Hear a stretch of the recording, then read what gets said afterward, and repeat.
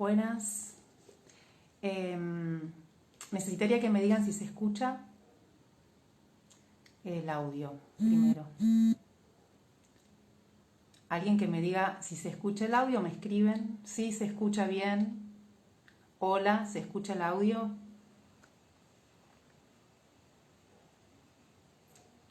Hola, ¿se escucha el audio? ¿Me escuchan?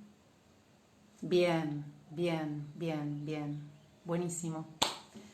Bueno, esperando que se terminen de sumar, todos los que se quieran sumar a esta lectura.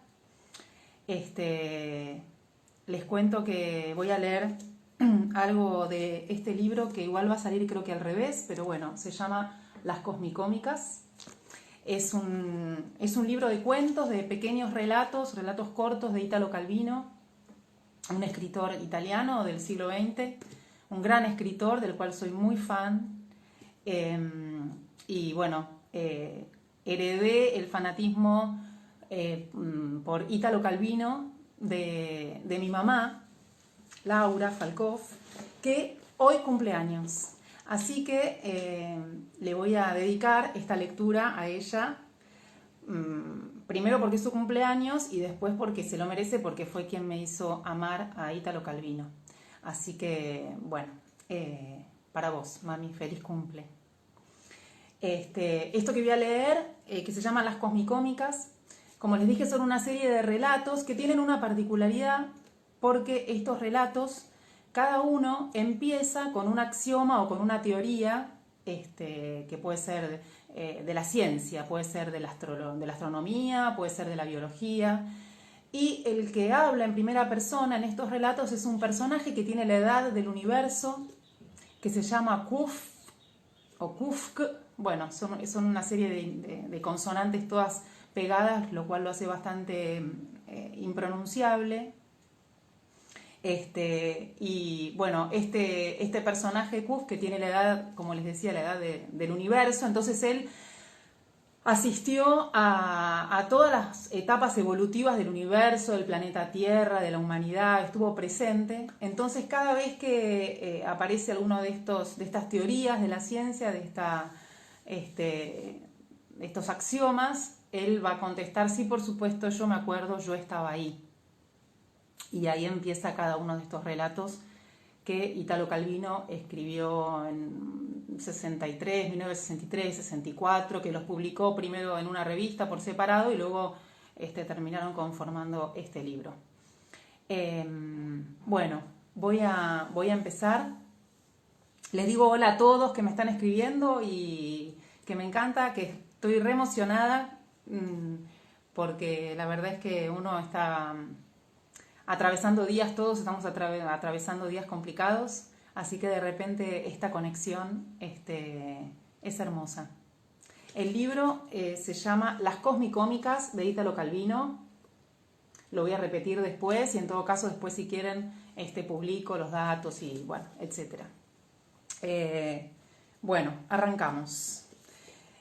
Antes que nada quiero decirles que Leer en Casa es un proyecto colectivo para encontrarnos en este tiempo y que leemos para saber que no estamos solos.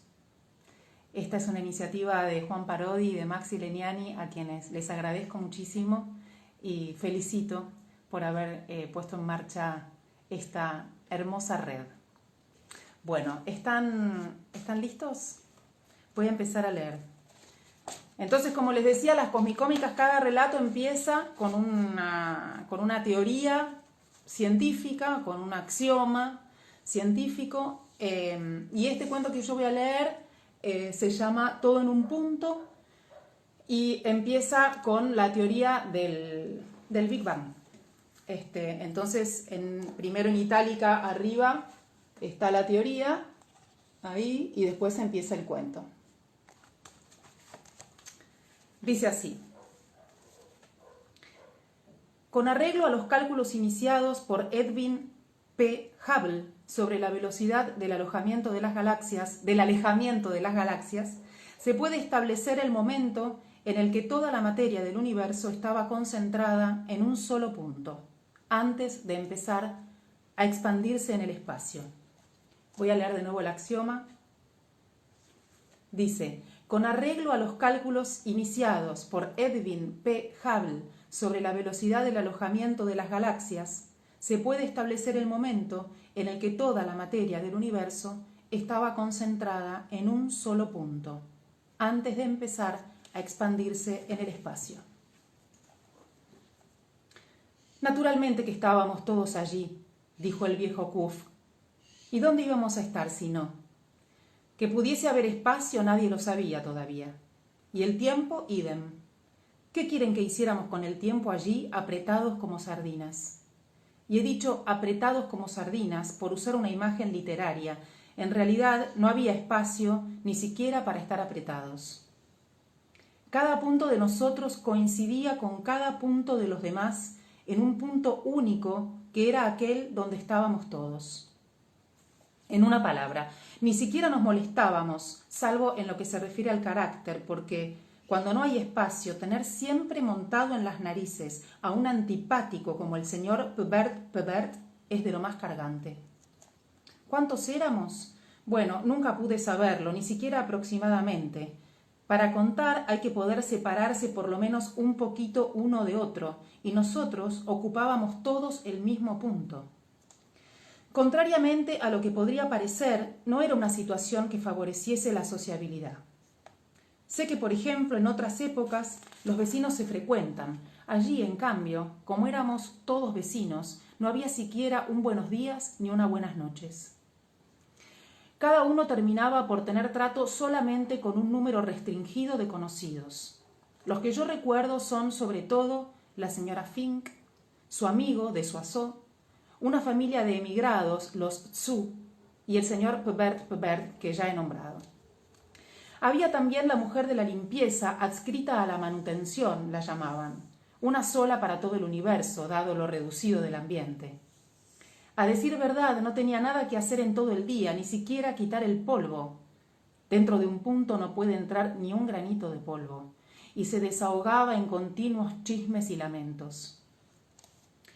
Con estos que les he nombrado ya hubiera habido supernumerarios. Añadan además las cosas que debíamos tener allí amontonadas, todo el material que después serviría para formar el universo, desmontado y concentrado de manera que no conseguías distinguir lo que después pasaría a formar parte de la astronomía, como la nebulosa de Andrómeda, lo que estaba destinado a la geografía, por ejemplo, los Vosgos, o a la química, como ciertos isótopos del berilo. Además, se tropezaba siempre con los trastos de la familia Tzu, catres, colchones, cestas. Estos Tzu, si uno se descuidaba con la excusa de que eran una familia numerosa, hacían como si no hubiera más que ellos en el mundo. Pretendían incluso tender cuerdas a través del punto para poner a secar la ropa. Pero también los otros tenían su parte de culpa con los Tzu, empezando por la calificación de emigrados, basada en el supuesto de que mientras los demás estaban allí desde antes, ellos habían venido después. Me parece evidente que este era un prejuicio infundado, pues no existía ni un antes, ni un después, ni otro lugar de donde emigrar, pero había quien sostenía que el concepto de emigrado podía entenderse al estado puro, es decir, independientemente del espacio y del tiempo. Era una mentalidad, confesémoslo, limitada la que teníamos entonces, mezquina, culpa del ambiente en el que nos habíamos formado, una mentalidad que se ha mantenido en el fondo de todos nosotros, fíjense. Sigue asomando todavía hoy cuando por casualidad dos de nosotros se encuentran en la parada del autobús, en un cine, en un congreso internacional de dentistas, y se ponen a recordar aquellos tiempos. Nos saludamos, a veces es alguien que me reconoce, a veces yo reconozco a alguien, y de pronto empezamos a preguntar por este y por aquel, aunque cada uno recuerde solo a algunos de los que recuerda el otro. Y así se reanudan las disputas de una época, las maldades, las difamaciones, hasta que se nombra a la señora Fink. Todas las conversaciones van a parar siempre allí. Y entonces, de golpe, se dejan de lado las mezquindades y uno se siente como elevado por un enternecimiento beatífico y generoso. La señora Fink, la única que ninguno de nosotros ha olvidado y que todos añoramos. ¿Dónde ha ido a parar? Hace tiempo que he dejado de buscarla. La señora Fink, su pecho, sus caderas, su batón anaranjado, no la encontraremos más, ni en este sistema de galaxias, ni en otro.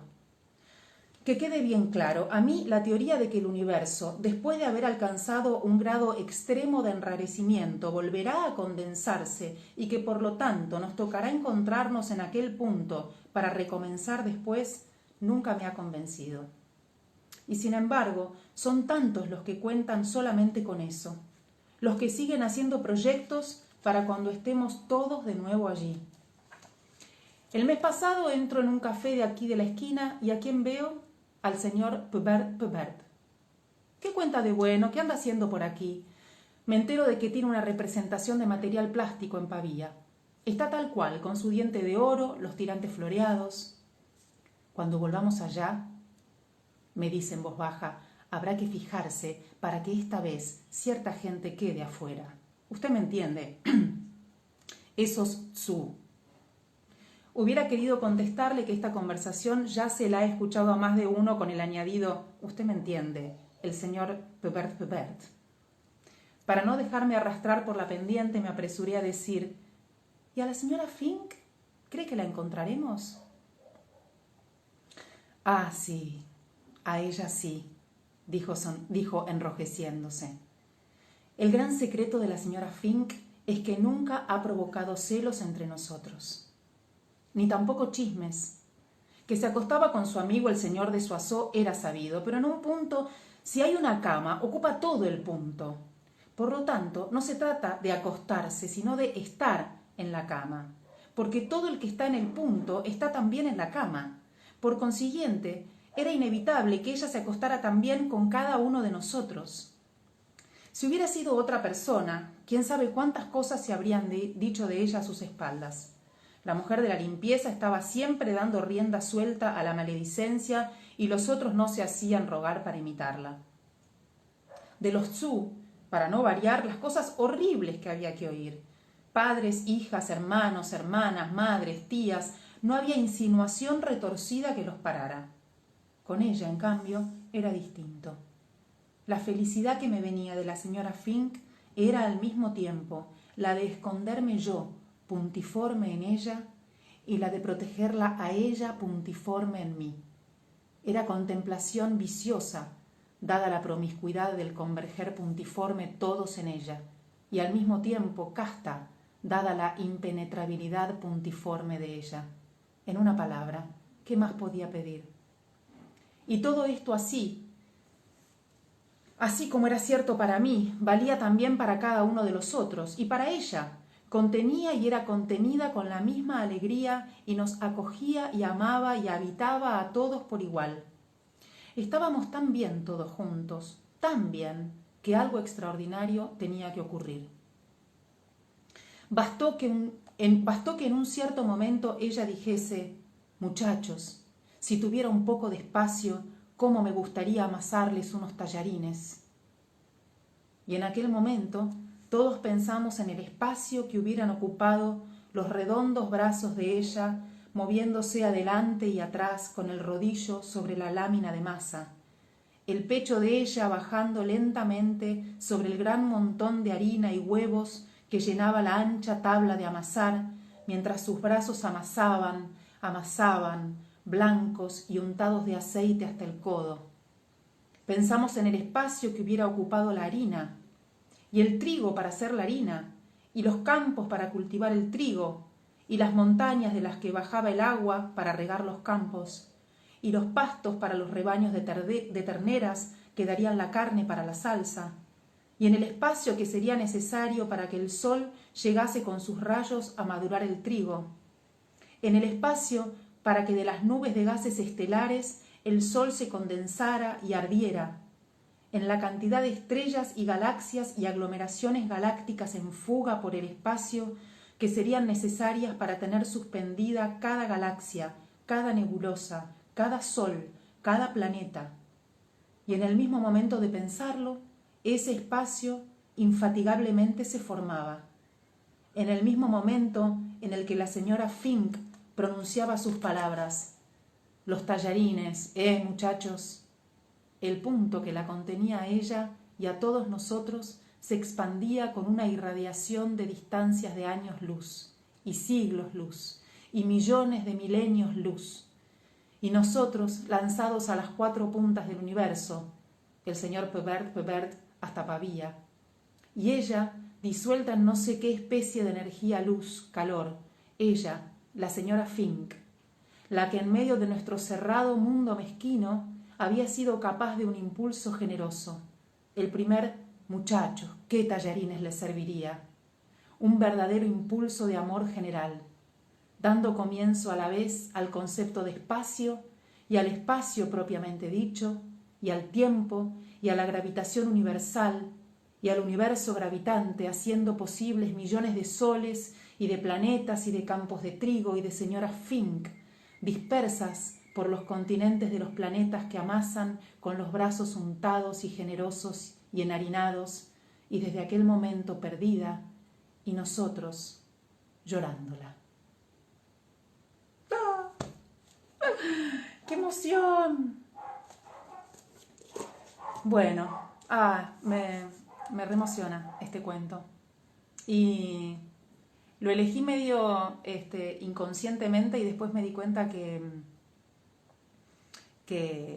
bueno, que tenía mucho que ver con el momento que estamos viviendo. Son las Cosmicómicas de Ítalo Calvino. El cuento se llama Todo en un punto y voy a, en todo caso, después si me escriben, para el que quiera le paso más datos. Y ahora lo que les voy a pedir es que vayan a la cuenta de Instagram de mi querida amiga María Oneto. La cuenta es @maria.mariaoneto, @maria.mariaoneto, y van a poder seguir escuchando el próximo relato de Leer en Casa. Muchas gracias. Adiós.